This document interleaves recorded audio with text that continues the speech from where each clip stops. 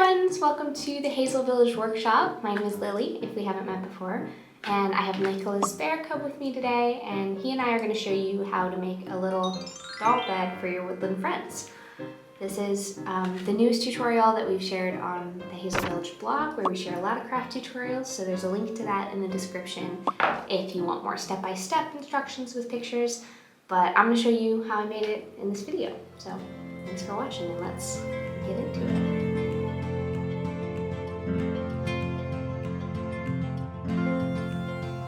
So the first thing I did was print out all of my pattern pieces and trace them onto cardboard. This bed was made using 1/8 of an inch thick cardboard. That's kind of what the pattern is designed around. So you can use any thickness you want, but you might have to make some adjustments if you use another thickness, because it can get a little bit wonky if you've got much thinner or much thicker cardboard than what we used here to make the pattern. But you can see the first thing I'm doing here is taking these long, thin pieces, which I'm calling runners, and I'm gluing them to the side panels of the bed. I'm making sure that the bottoms of the runners are lined up with the inside of those arches there so that you won't be able to see them, and that they're centered on the side panels so they don't touch either corner. And then I'm doing the same thing here with the headboard and the footboard. These runners are going to hold up the center panel of the bed. Luckily, the Hazel Village animals are pretty light, so there doesn't need to be, too much structural integrity to this bed. Obviously, you don't want it to fall apart, but you don't have to really worry about making it the sturdiest thing in the world, so this will be stable enough for our purposes. Now I'm gluing the corners of the bed together. You can see that the side panels are pressed up against the inside of the headboard here. That's important to make sure that the center panel is going to fit inside of them. And once I had all four corners glued here, well, first of all, you can't see this, but I taped up the corners to give it a little bit more stability, because it does take some time for the glue to dry. So everything's taped now to kind of hold it in place. And then I put glue on top of the runners and settled the center panel down there into the middle of the bed. And I cleaned up any extra glue and put some more tape around the frame, again, to hold the sides in while it all dried. I was also cleaning up glue as I went because I was very nervous about getting glue on Nicholas Bear Cub. Now what I'm doing is cutting these thin strips of paper. They're 1/8 of an inch thick because that's the width of the cardboard. And what I'm going to do with these is glue them over all of the bare cardboard edges. This is going to give the bed like a much cleaner, more neat and tidy look than if you left the edges bare, and it's going to make it a lot easier to paint over them. You can see it was a little bit fiddly here. I was getting a little frustrated because there was a lot of glue on my hands, which is part of the crafting process. I cut the tape off at this point because I didn't want to glue on top of it, and the bed frame was pretty stable.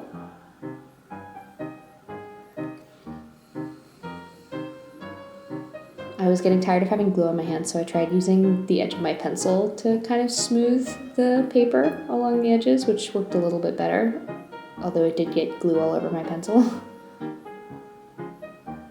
Yeah, and I just worked my way around all the top edges of this bed, covering up all of the bare cardboard, and then I did the same along the side edges and the bottom. I didn't bother to do like the underneath of the bed because it's not really visible, but I covered up the side corners here that you can see.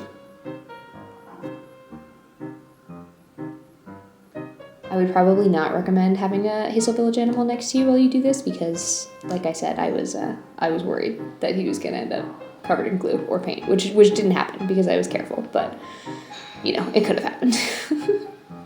Not that he couldn't take a bath and he would have been fine, but probably better to avoid getting your villagers too involved in the crafts with you. You can see here now I'm painting the bed because all of the glue had dried. The first color that I mixed turned out a little bit too yellow. It's actually a nice color. It's kind of a buttery yellow. I do like it, but for this bed I wanted it to be a bit more of a warm, creamy white color. So I'm doing a first coat of paint here, but then I went back in and mixed a slightly less yellow white and went over it with a second coat.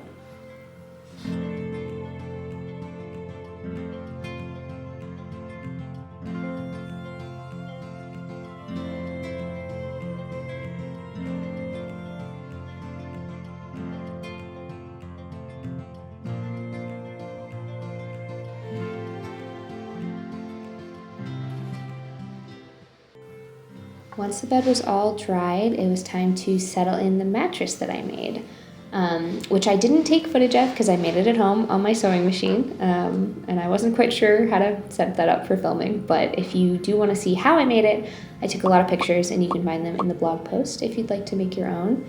You can see it has these cute little tufts on it to make it a nice rectangular mattress shape. And it's super cozy, fits right in the bed frame.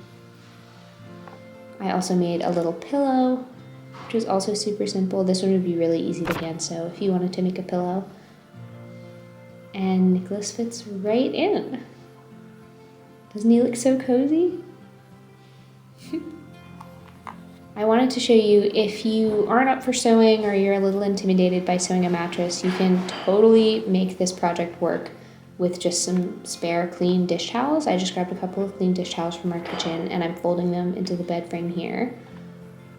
It'll be just as cozy a mattress, and it's totally a good solution if sewing a doll mattress isn't really something that you have the time or the energy to do right now. Totally understandable. The only part that's like really essential is the bed, but you can kind of fudge the bed linens. I took a little Hazel Village picnic blanket here and folded it into a rectangle to make a pillow. You could do that with anything, maybe a small clean washcloth, any kind of smaller piece of fabric, and he looks just as cozy to me. And that's the project done.